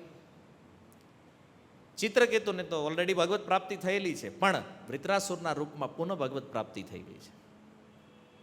વિભીષણ રાવણની લાત પડી, લંકાનો ત્યાગ કર્યો, રામનો આશ્રય પ્રાપ્ત થઈ ગયો છે. ભગવાન રામના ચરણની પ્રાપ્તિ થઈ ગઈ. એને તો આવી વિપત્તિઓ જે છે આપણી ઉપર, એ ક્યારેક ક્યારેક ભગવાનના દર્શનનું કારણ બની જતી હોય છે. મહેતા નરસિંહે વિચાર કર્યો કે આ ભાભીએ જો ન કાઢ્યો હોત તો મને આજ ભગવાન ન મળ્યા હોત. આવ્યા, ઘરે પહોંચ્યા, આવીને ભાઈને ભાભીને પ્રણામ કર્યા, અને કહે છે, હે ભાભી, તમે મારી ઉપર સૌથી મોટી કૃપા કરી છે. હું કૃપા કરી છે? તમારી કૃપાથી આજ મને જીવનની સફળતા મળી ગઈ છે. હવે આ બધી વાત સાંભળી એટલે એનો તો મગજ જાણો છો તમે, એની ભાભીને તો ઓળખો છો ને સારી રીતે. ભાભી ને ભાઈ બે હાજર હતા. હજી આ ભાભી કાંઈક બોલી, પેલા ભાઈએ કીધું એ કે આ હું વેહ ધારણ કર્યા છે. તમને કદાચ ઘરે આવું કહેતા હશે જ્યારે તમે પહેલી વાર ધોતી કુર્તા પહેરીને એન્ટર થતા હશો, ફર્સ્ટ ટાઈમ, હે ને? કારણ કે આપણે ત્યાં ધોતી એટલે મતલબ સાધુ થઈ ગયો છે, ઓકે? હે આ હું વે કાઢ્યા છે તે. તને ખબર છે આપણે કોણ છીએ? અરે કુળની પ્રતિષ્ઠાનો નાશ કરી રહ્યો છો. તને જોયો જ નથી ને કોઈ આવ્યો તો રસ્તામાં? આ નાગર બ્રાહ્મણ અને આ એના ભાઈ વંશીધર હુમાયુને ત્યાં નોકરી કરે. હવે બાદશાહને ત્યાં નોકરી એટલે એનો ઈગો કેટલો છે, અહંકાર કેટલો છે. એ કે આપણા પરિવારમાં આવું બધું સારું ન લાગે, આ બધા ધંધા બંધ કર અને આ જે વેહ કાઢ્યા છે આ બધું મૂકી દે, તું મારી હારે હાલ, હું તને નોકરી અપાવું. કારણ કે આ બધું ભજન કીર્તન કરવાથી જીવન થોડું હાલવાનું છે. ત્યારે મહેતા નરસિંહ કહે છે, તમે મોટા ભાઈ છો, પિતાજી તો છે નહીં, પિતા તુલ્ય છો. તમે મને કહો છો કે આ બધું છોડી દઉં, પિતાંબર છોડી દઉં, કરતાલ છોડી દઉં, માથે મોરપીંછ નાખેલું ભગવાને આપ્યું છે. તમારી બધી વાત હું માનવા તૈયાર છું, પણ આ વેશનો હું ત્યાગ નહીં કરું. કેમ? બોલે ભગવાને આપ્યો છે એટલે આનો ત્યાગ કરવા હું અસમર્થ છું. ઓલાને કેમ વિશ્વાસ આવે? ભગવાને આપ્યું છે. કોઈ માને? કોઈને જેને કહ્યું મને ભગવાન મળી ગયા, કોઈ માને? એના ભાઈએ કીધું આ બધી વાત રહેવા દે, તારું મગજ ફરી ગયું લાગે છે, ભૂખ્યો મરીશ. પરિવારની પહેલી સલાહ જ હોય, ભજન કરશો તો ભૂખ્યા મરશો. હજી સુધી એવું બન્યું નથી ભગત મરી ગયો હોય ભૂખ્યો, એવું તોય લોકો એમ જ કહે કે ભજન કરશો તો ભૂખ્યા મરશો, તુંય ભૂખ્યો મરીશ. મહેતા નરસિંહ કે મારા ગોપાલ વગર ભૂખ્યા મરવું સારું છે. ભગવાનને છોડી દેવા એના કરતા ભગવાનનું ભજન કરીને કદાચ ભૂખે મરી જવું પડે, મહેતા નરસિંહ કે આને હું વધારે ઉત્તમ માનું છું. ત્યાં એની ભાભી બોલી, 7-8 દી નહોતો, ઘરમાં શાંતિ હતી. આજ આવ્યો એ ભેગી માથાકૂટ ચાલુ થઈ. કામ ધંધો કાંઈ કરવો નથી, આખો દી બસ રાધે ગોવિંદ રાધે ગોવિંદ રાધે ગોપાલ આજ કરવું છે.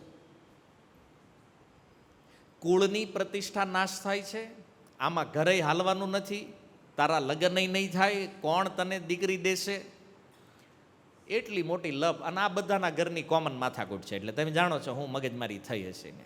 મૂળ વાત હું તમને કહી દઉં. બરાબર, ભાઈએ કહી દીધું કે તારે જો આ ન છોડવાનું હોય તો ઘરેથી નીકળી જા,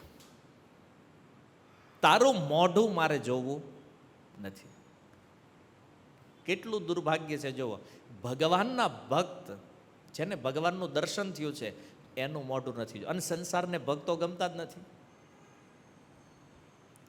તરત કીધું નીકળી જાઓ. અને નીકળવું પડે, કંઈક સારું કામ કરવું પડે છે ત્યારે ઘર છોડીને નીકળવું પડે છે. પ્રભુપાદજીને નીકળવું પડ્યું, ઘરેથી નીકળ્યા, કેટલા જીવોનું કલ્યાણ થઈ ગયું. મહેતા નરસિંહને કીધું, એના ભાઈએ નીકળી જાઓ. તો પાછી ભાભી બોલી વચમાં, મુહૂર્ત બહુ સારું છે અત્યારે જ. એને એમ કે વળી આ અત્યારે રોકાઈને હાંજ સુધી રહી જાય, પાછું 2 ટાઈમ જમાડવો પડશે. મુહૂર્ત બહુ સારું છે અત્યારે જ નીકળ. નીકળી ગયા મહેતા નરસિંહ. કારણ કે ભક્ત ને અભક્ત આ બેયમાં કોઈ દી મેળ થાય નહીં. હિરણ્યકશિપુનો એક મંત્રી હતો, એનું નામ હતું ઘંટાકર્ણ. ઘંટાકર્ણ નામનો મંત્રી. એનું નામ ઘંટાકર્ણ એટલે પડ્યું, કર્ણ માને કાન, કાનમાં ઘંટ લટકાવેલા એને. મંદિરમાં ઘંટ હોય ને, કાનમાં લટકાવેલા એને, એટલે એનું નામ પડી ગયું ઘંટાકર્ણ. શું કામ પડ્યું ખબર? પ્રહલાદ મહારાજ જ્યારે કીર્તન કરતા, નામ કીર્તન કરે ને, તો ભગવાનના નામથી આને એટલી ચીડ એણે નક્કી કર્યું કે આ વિષ્ણુનું નામ મારા કાનમાં જવું જોઈએ નહીં. એટલે પ્રહલાદ મહારાજને જોવે એ માથું માંડે ધૂણાવા. એટલે ઓલા ઘંટ વાગે તો એનો એવો અવાજ થાય તો પ્રહલાદ મહારાજ શું બોલે છે ને એ એના કાનમાં ન જાય. એટલે આવો મોટો નંગ, ભગવાનના નામનો વિરોધી. આ કથા કોઈને ખબર નહીં હોય, નકર કળયુગમાં કેટલાય ટીંગાડ દે એમ છે. તો આવો એનો મંત્રી હતો, એ કાનથી ઘંટ વગાડતો. હું કામ કે એ નામ લે ને એ મારા કાનમાં જવું જોઈએ નહીં. આવો વિરોધી. આવા ક્યારેક દેખાય. કેમ? તો કે આને કીર્તન ખરાબ લાગે છે, ભગવાનનું ભજન ખરાબ લાગે છે. પણ જો સંસારમાં ફસાવાવાળી જે ચર્ચાઓ છે એ ખરાબ નથી લાગતી, એમાં કોઈ ઇસ્યુ નથી. એ તો એને રાત દિવસ કોઈની પંચાયત કરવા બેહારો તો કોઈ ટેન્શન નથી, આ લોકોનું કામ જ આ છે. પણ એને જો તમે કથાની વાત કરો, ભગવાનનું નામ લેવાનું કહો, એમાં મજા નથી. મહેતા નરસિંહને થયું કે આને જો આ બધું ખરાબ લાગતું હોય તો આ લો નીકળી જાય, આપણે અહીં રહેવાની જરૂર નથી. જો આ પ્રસંગ જે છે, હું તમને કથા કહી રહ્યો છું ભક્તમાલથી. ગીતા પ્રેસ ગોરખપુરથી મહેતા નરસિંહના ચરિત્ર ઉપર એક પુસ્તક પ્રગટ થયું છે. એમાં વર્ણન એવું છે કે મહેતા નરસિંહ જ્યારે ભગવાનનું દર્શન કરીને આવ્યા તો એના પત્ની પુત્ર પુત્રિયા હતા. પણ ભક્તમાલની અંદર એવું વર્ણન છે કે મહેતા નરસિંહ જ્યારે દર્શન કરીને આવ્યા અને ઘરેથી જ્યારે નીકળ્યા ત્યારે એના વિવાહ થયા નહોતા, એકલા હતા. પણ ભક્તમાલથી આપણે કથા લઈ રહ્યા છીએ એટલે હું અહીંયા એ પ્રમાણે વિવરણ લઈ રહ્યો છું કે એના વિવાહ નહોતા થયા અને સંભવતઃ નાની ઉંમરમાં ઘર છોડી નીકળી ગયા છે, એટલે વિવાહ થવા લગભગ અસંભવ જેવું લાગે છે અહીંયા. પણ ત્યાં એવું વર્ણન છે કે એમના જે દાદી હતા એણે એના વિવાહ કરાવી દીધેલા પહેલાં. એટલે બે ગ્રંથોમાં અલગ અલગ વર્ણન છે, બે સત્ય છે, ખબર નથી લેખકોએ કયા ભાવથી એને લખ્યું હશે. તો વિવાહ નથી થયા. આ પ્રસંગ અનુસાર એકલા હતા, ઘરેથી નીકળ્યા. ઘરથી થોડે દૂર એ જ શહેર જુનાગઢમાં એક ધર્મશાળા હતી. ધર્મશાળામાં આશ્રય લીધો. પહેલાંના સમયમાં કોઈને ઘર ન હોય તો એ લોકો ધર્મશાળામાં રહેતા અને લોકો રહેવાય દેતા. આજની જેમ ભાડું નહોતું, 24 કલાકના એટલા, 48 કલાકના એટલા. રહ્યો આરામથી. જે ધની લોકો હતા એ શહેરના, એ લોકો આવી ધર્મશાળાઓ ચલાવતા. આજે તમે ક્યાંક તીર્થોમાં જાઓ તો મોટા શેઠના નામથી ધર્મશાળાઓ બનેલી છે. એ એટલે બનાવતા કે બિચારા કોઈની પાસે પૈસા ન હોય તો તીર્થોમાં આવે, રોકાય, પ્રસાદ લે, આવી સુવિધાઓ લોકો આપતા. હારે ભગવાનના વિગ્રહ હતા. હવે જો વિગ્રહ સાથે હોય એટલે એક તો નક્કી છે, વિગ્રહની સેવા તો થવી જોઈએ. પછી તમારી પાસે કાંઈ હોય કે ન હોય, વિગ્રહની સેવા તો કરવી જ રહી. વિગ્રહને એ રૂમમાં સ્થાપિત કર્યા. મહેતા નરસિંહ બેઠા અને ભાઈ આપણી પાસે તો કામ શું હતું બીજું, કીર્તન સિવાય બીજું કાંઈ છે નહીં. તો કીર્તન ચાલુ કર્યું અને કીર્તન કરતાં કરતાં એવો વિરહ ભાવ પ્રગટ થયો, રાતે કીર્તન હાલતું રહ્યું. દિવસના શરૂઆત કરી રાત સુધી કીર્તન કરતાં કરતાં એવા કીર્તનમાં લીન થઈ ગયા. અને એ સમય કોઈ અવાજ આપ્યો, મહેતા સાંભળો. પણ સાંભળે મહેતા? કીર્તનમાં લીન થઈ ગયા. આપણે ઘણાને કહેતા હોય સાંભળો, ન સાંભળે. સંસારમાં લીન થઈ ગયા. લીન થઈ ગયેલા કોઈનું ન સાંભળે ક્યાંય, ચાહે ભજનમાં હોય કે ભોગમાં હોય. હે ને, ભોગમાં લીન થયા હોય અને ભજન સાંભળો, સાંભળે જ કોઈ દી ન સાંભળે. તો કીર્તન એવું હતું અને એવો ભાવ અંદર હતો, અવાજ ન સાંભળ્યો. 4 વાર 5 વાર 7 વાર તો એટલે અવાજ કરવાવાળા એક વ્યક્તિ, જોવામાં એકદમ શેઠ જેવો વેશ, અદ્ભુત શેઠનો વેશ બનેલો, એણે આવીને જોયું કે આને ક્યારનો બૂમ પાડું છું, આ ભાઈ સાંભળતા નથી. તો ગયા નજીક અને નજીક જઈને મહેતા નરસિંહનો ખભો પકડીને હલાવ્યા. મહેતા બાહ્ય ભાવમાં આવ્યા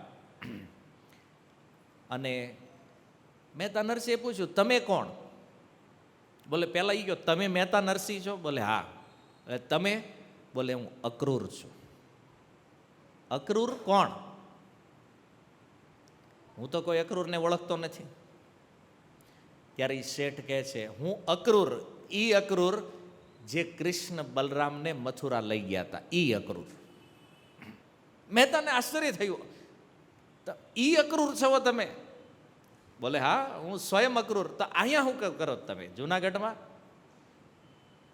ત્યાં તો કૃષ્ણ બલરામને લઈ ગયા, મને લેવા આવ્યા? બોલે ના ભાઈ ના, તમને ક્યાંય નથી લઈ જવાના, તો ભગવાને મને આજ્ઞા કરી છે એટલે હું આવ્યો છું. મહેતા નરસિંહ તો આશ્ચર્ય. ભગવાનનું દર્શન થયું. હવે ભગવાનના ભક્તો, ભગવાનના પાર્ષદોનું દર્શન. વિચારો, સાક્ષાત અક્રૂરજી એ રૂમની અંદર પ્રગટ થયા. એને કીધું હું અક્રૂર પરિચય આપ્યો, ભગવાનની આજ્ઞાથી આવ્યો છું. અચ્છા, ભગવાને શું કામ મોકલ્યા તમને? બોલે તમે તો અહીં બેહીને ભજન કરો છો, તમારા માટે રહેવાની જમવાની આ બધી વ્યવસ્થા કરવા માટે ભગવાને મને મોકલ્યો છે કે મહેતાને કોઈ તકલીફ પડવી જોઈએ નહીં. કારણ કે આને જ કમાવા જવાનું નથી, હવે આને ખાલી ભજન કરવાનું છે, આને ધંધો કરવાનો જ નથી. તો ભગવાને કીધું જાઓ અને આના માટે બધી વ્યવસ્થા કરો, તમારા માટે પ્રબંધ કરવા આવ્યો છું. અને એ ભગવાનની આજ્ઞાથી, મારી ઈચ્છાથી નથી આવ્યો. હું વારંવાર કહેવું પડ્યું અક્રૂરજીને, ભગવાને મોકલ્યો છે. કેમ? નહીં તો ભક્તો તો નિષ્કામ છે, ત્યાંથી રિટર્ન કરી દે, જાઓ, જોતું જ નથી ભાઈ. નહીં, ભગવાને આજ્ઞા આપી છે એટલે હું આવ્યો છું. ગીતામાં ભગવાન કહે છે, અનન્ય ચિંતયંતો મામ યે જના પર્યુપાસતે તેષામ નિત્ય અભિયુક્તા નામ યોગક્ષેમમ વહામ્યહમ.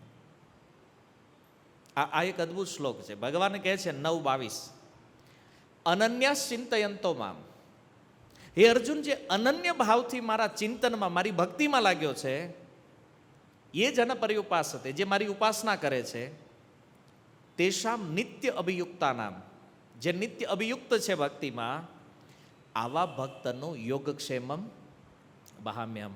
એને પછી કમાવાની, ઘરની કે વ્યવહારની ચિંતા કરવાની જરૂર નથી. એના માટે બધી વ્યવસ્થા હું કરી દઉં છું. ગીતામાં ગેરંટી છે. પણ તોય આપણે કમાવા જ આવીશું. શું કામ? કારણ કે આપણે કૃષ્ણદાસ નથી, આપણે 58 દાસ છીએ, લડ્ડુ પેડા દાસ છીએ. એને હજી તો આપણે કેટલાયની દાસતા લીધેલી છે. પણ પ્યોર કૃષ્ણદાસ યદી કોઈ બની ગયા તો એને એના ઘર ચલાવવાની ચિંતા કરવાની જરૂર રહેતી. ગીતામાં ગેરંટી ભગવાને આપી છે, યોગ ક્ષેમમ વહામ્યહમ. અર્જુન, એનું બધું હું ચલાવું છું. અને એટલે ભક્તો કમાવા નથી જતા. કોઈ એમ પૂછે કે ભાઈ મહેતા નરસિંહ હું કામ ધંધો નહોત કરતા? જેનું ઘર ભગવાન હાકે એને કમાવા જવાની જરૂર છે? તો બે વસ્તુ છે. એક તો અનન્ય ચિંતન નથી એટલે આપણે કમાવવું પડે છે. અને અનન્ય ભાવથી જો કોઈ ભગવાનને શરણાગત થઈ જાય તો એને ભગવાન કોઈ કમી રહેવા દેતા નથી. આ ક્લિયર છે. એટલે એ જે ભક્તો જેણે પોતાનું સર્વસ્વ ભગવાન ઉપર છોડી દીધું છે, એને વિશ્વાસ છે કે મારે જે જરૂર હશે એ ભગવાન પૂરી કરશે. અને ભગવાન કરે છે. આ વિશ્વાસ હોવો જરૂરી છે. તો અનન્ય ભાવથી ભજન છે એ લોકો કોઈ દી ધંધો કરતા નથી. કારણ કે એને ખબર છે ભગવાન જ જ્યારે હાકે જ બધું, તો આપણે શું કામ માથાકૂટ કરવી જ ભાઈ? હાલે મોકલ્યા અક્રૂરને ભગવાને. તો ગીતાના શ્લોક ઉપર વિશ્વાસ કરતા રહેજો, કદાચ એક દી આપણો મેળ પડી જાય. નહીં માથાકૂટ કરવી પડે જગતમાં. ભગવાન બેઠા છે, એ વિશ્વાસ ખાલી કેળવવાની જરૂર છે. મહેતા નરસિંહ જ્યારે ઘરેથી નીકળ્યા ત્યારે કેટલો ભરોસો લઈને નીકળ્યા હશે, નહીં ભૂખ્યા રહેવા દે હશે ને. યાર ભાઈને કીધું ને કે હવે આપણો અડધો ભાગ છે આમાં, યાર માગીએ કે નહીં. વિશ્વાસ છે. કૃષ્ણ યોગ ક્ષેમમ વહામ્યહમ, તો એ બોલ્યા છે તો વહન કરશે. પણ એક કન્ડિશન છે, અનન્ય ભાવથી ભજન હોવું જોઈએ. ખોટા ભાવવાળા માટે નથી. ભગવાને કન્ડિશન આપી દીધી છે. અનન્ય ચિંતયંતો મામ. મીરાબાઈ બધું છોડીને નીકળી ગયા છે. એને રાજરાણી છે, એની પર મારવાડીમાં બહુ ભજનો બન્યા છે. રાણાએ મીરાને કીધું, અહીંયા રેશમની સાડીઓ મળે છે, રેશમી, ન્યા શું મળશે? બોલે ભગવો છે. અહીંયા હીરા માણેક મોતીની માળાઓ છે, બોલે તુલસી માળા છે. છોડી દીધું બધું જ. એમ નરસિંહ મહેતાએ બધું છોડી અનન્ય ભાવથી આશ્રય લીધો અને મળે છે. ધ્રુવ મહારાજે અનન્ય ભાવથી આશ્રય લીધો, રાજ મળ્યું. વિભીષણજીએ અનન્ય ભાવથી આશ્રય લીધો, રાજ્ય મળી ગયું. તો કેમ નહીં મળે? તો મહેતા નરસિંહે કીધું કે અક્રૂરજી, તમે દેવા આવ્યા છો એ બરાબર છે, પણ હું તો ભજન કરવા નીકળ્યો છું. અને એટલે આ કાંઈ ઘર બનાવવું ના બધું કરવું, આપણી પાસે ટાઈમ નથી. અક્રૂરજી કે તમારે બનાવવાનું નથી, તમે ભજન જ કરો. જે કરો છો રાધે ગોવિંદ ગોપાલા એ જ કરો, બાકી બધું હું કરી લઈશ. તમારી ખાલી પરમિશન લેવાની છે. બનાવવું આશ્રમ, મહેતા કે બનાવો. ભગવાને જ મોકલ્યા છે, બનાવો. મહેતા નરસિંહ ભજન કરે. સવાર થયું, સવારમાં જમીન જોવા નીકળ્યા અક્રૂરજી. હવે તો જુનાગઢમાં કોઈને ખબર નથી આ અક્રૂર છે. જમીન જોવા માટે નીકળ્યા અને એક સરસ જગ્યા જોઈ. લોકોને પૂછ્યું કે આ વેચવાની? ભલે હા વેચવાની તો છે. શું ભાવ છે? ઓલે ભાવ કીધો. એને એમ કે આટલા બધા નહીં આપે. અક્રૂરજી કે ડબલ, તું જે બોલ્યો છો એના ડબલ આ જગ્યા અત્યારે જ જોઈ છે. હવે ડબલ ભાવ મળે તો કોણ ન આપી દે? આપી દીધો. જમીનની ખરીદી થઈ ગઈ અને બધા નાગર બ્રાહ્મણો ખબર નહીં, કાંઈ પણ થાય એટલે તરત ભેગા થઈ જાય. આખા જુનાગઢમાં વાત ફેલા ગઈ, જમીન ડબલ ભાવે વેચાણી. ખરીદવા વાળો કોણ છે? બોલે કોઈક શેઠ આવ્યા જ બહારથી. બધા એને જ જોવે, અક્રૂરજીને. આ શેઠ આપણા ગામના નથી, એક બાર ગામથી આવ્યા છે, પણ પૈસા સારા આપે છે. બધાને થયું કારો આપણી હોત ને તો આપણે વેચ નાખે. અમુકે તો પૂછ્યું, એ કે શેઠ બીજી લેવી છે? ના, એ કે અમારે આટલી જરૂર છે, જે જરૂર હતી આવી ગઈ છે. પછી કે અહીંયા ભવન બનાવવું છે, એક મહેલ બનાવવો છે. કારીગર બોલે લાવી દેવી હમણાં. લાવ્યા કારીગરો. પૂછ્યું આ મહેલ બનાવવાનો કેટલા દી લાગે? બોલા કે ટાઈમ તો જાજો લાગશે, કામ આટલું મોટું છે. અક્રૂરજી કે ટાઈમ નથી તો ઓર માણસો ભેગા કરો. બોલે ડબલ મજૂરી કે 3 ગણી આપી. તું જે કહે છો એનાથી 1 ગણી વધારે. તું ડબલ કહે છો ને 3 ગણી. રાત દી કામ આખો 5 દીમાં કામ પૂરું થવું જોઈએ. હવે એમાં વિચાર નહીં કરે 5 દીમાં કઈ રીતે બને? અક્રૂરજી છે, પૈસા છે, બધું જ થાય. બરાબર. આ 2 નંબર આપણે નથી બનાવી નાખના રાતો રાત, પછી ભલે પડી જાય પણ બનાવી નાખે. તો એ જમાનામાં ભાઈ અક્રૂર છે ને. પણ હવે ઓળખ તો કોઈને કરવાની નથી, પણ તોય એટલું સ્પીડથી કામ કર્યું, બને એટલું જલ્દી ભવનનું નિર્માણ કર્યો. 3 ગણી કિંમત આપીશ. આપી અને જલ્દી ભવનનું નિર્માણ થયું. અને કેવું ભવન બન્યું છે? એના ભાઈ વંશીધરનું જે ઘર હતું એનાથી પણ શ્રેષ્ઠ. એક વાતમાં એવું કહેવાય કે આખા જુનાગઢમાં કોઈની પાસે નહોતું એવું ઘર અક્રૂરજીએ મહેતા નરસિંહને બનાવી દીધું. એવો બંગલો બનાવ્યો. લોકોએ જઈને કીધું મહેતા તમારો મહેલ બને છે? એ કે મને ક્યાં ખબર છે. હજી મહેતા નરસિંહ કઈ ખબર ને, એ તો ધર્મશાળાના રૂમમાં બેઠા છે, એ ભજન કરે. એ કે મને જ ખબર નથી. કીધું એ કીર્તનમાં મસ્ત. પછી લોકોએ કીધું કે આનું ભાગ તો જુઓ, કાંઈ કરતો નથી તોય મહેલ બને છે. આપણે તૂટી ગયા મહેનત કરી કરીને, કેટલો માલ અહીંથી ખરીદ્યો ને અહીં વેચ્યો, માંડ એક ઘર થયું સુરતમાં. અને આણે યારો છે તો જાદુગર રહી ગયા. પછી તો લોકો અવનવી વાતો, કારણ કે અક્રૂરજીને પૂછ્યું એ કે તમે શેઠ છો પણ આ બનાવો જ કોની હાટું? બોલે મહેતા નરસિંહ હાટું. એ કે આનો ધંધો મોટો લાગે છે, કે સાનો માનો સાયલેન્ટ ધંધો કરતો લાગે છે. નકર આવડો મહેલમાં આપણી પેઢીઓ વહી ગઈ કે આવું મકાન થયું નહીં આપણાથી. અને લોકો કહે છે કાંઈ નથી કરતો તોય આનું હાલે. અને હકીકત છે કળિયુગમાંય તે બીજા એ જ વાટે બેઠા હોય કે આપણે સારું રોજ મિની બજારમાં આટા મારવી, રોજ મૈદરપુરામાં આટા મારવી, રોજ ટેક્સટાઇલ માર્કેટમાં જાય, રોજ જમીન માર્કેટમાં જાય, તોય ભેગું નથી થતું. ના ભક્તોને કાંઈ ટેન્શન નહીં. મંદીમાંય હારા કીર્તન જ કરે. એ બોલો નાચે ગાય આનંદ કરે, પ્રસાદ ગાય કરે, ચિંતા નથી. અને તો ઓલાને તો એટલું ન જ હોય જેટલું ભક્તો પાસે છે. શું કામ ન હોય ખબર છે? કારણ કે એ નારાયણની સેવામાં છે ને, લક્ષ્મીજી હંમેશા એની ઉપર કૃપા કરે છે. હવે આ વાત મગજમાં બેહતી નથી તો દોડ્યા કરો સંસારમાં, રોયા કરો. અત્યારે જો મંદીને લીધે કેટલા રોવે છે. હવે એને એટલી બુદ્ધિ નથી કે આરું રોવી તોય કઈ મંદી થોડી વહી જાય. આનંદ કરો, ભજન કરો, પણ ના, એ ટેન્શન હું થાહે. બસ રોજ સવારમાં આ જ પ્રશ્ન કરે, હું થાહે. કાંઈ નથી થવાનું ભાઈ. તમે ચિંતા કરો કે ન કરો, કાંઈ થતું નથી. મહેતા નરસિંહ સમજાયું, ખાલી ભગવાનના નામનું કીર્તન કરો, કામ બધું ઓટોમેટિક થઈ જાય. આ એનો મહેલ બને એને ખબર નથી. અને લોકોએ કીધું કે આની પાસે કાંઈક તો કળા છે, કાંઈક તો જાદુ છે.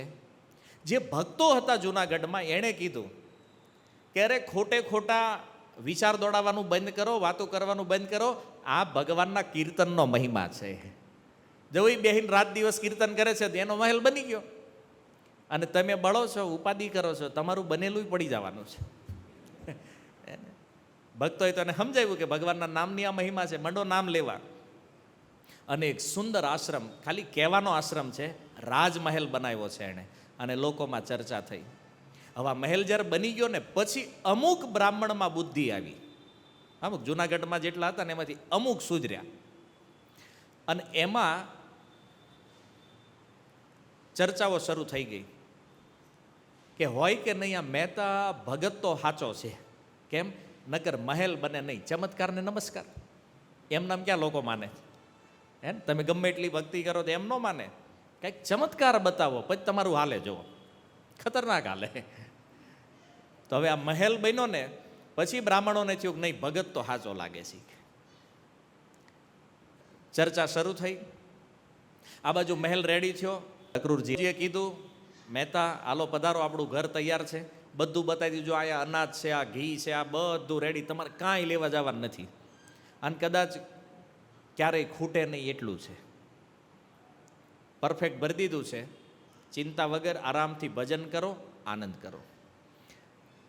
હવે હું રજા લઉં છું, પણ જો કોઈને કહેતા નહીં કે હું અહીં આવ્યો તો ના મેં કર્યું છે, પરિચય મારો કોઈને ન થવો જોઈએ.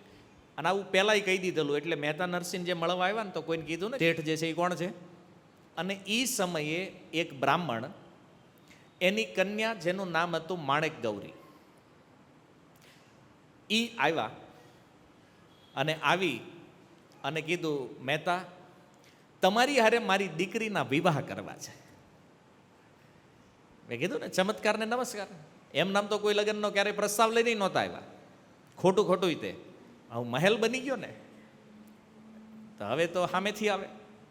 અમુક ઘર એવા હતા બિચારાને વ્યવહાર થાય એમ જ નહોતા, પછી છોકરા કેનેડા વહી ગયા, સામેથી બધાને માંડ્યું થવા ફટાફટ.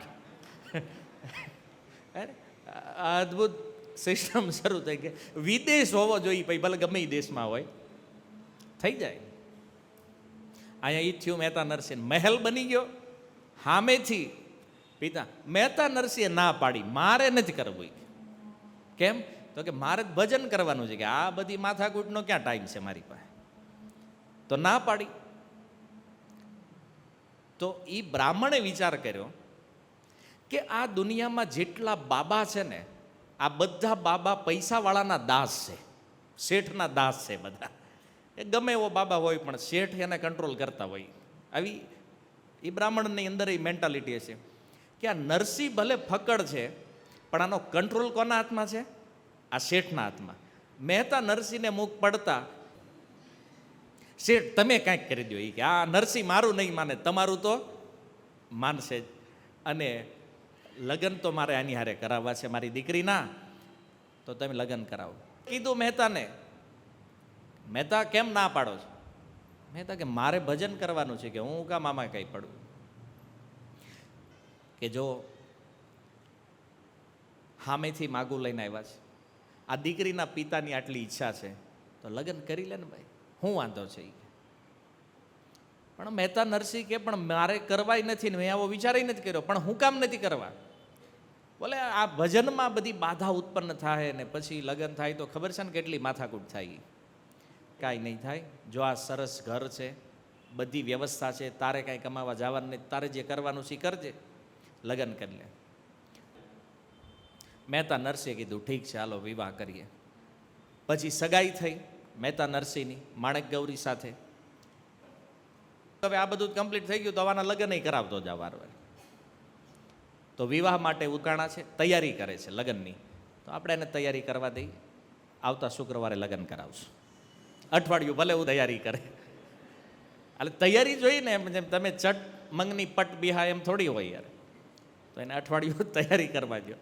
આવતા શુક્રવારે લગ્ન થશે મહેતા નરસિંહના. હરે કૃષ્ણ. શીલ પ્રભુપાદ કી નિતાય ગૌર પ્રેમાનંદે.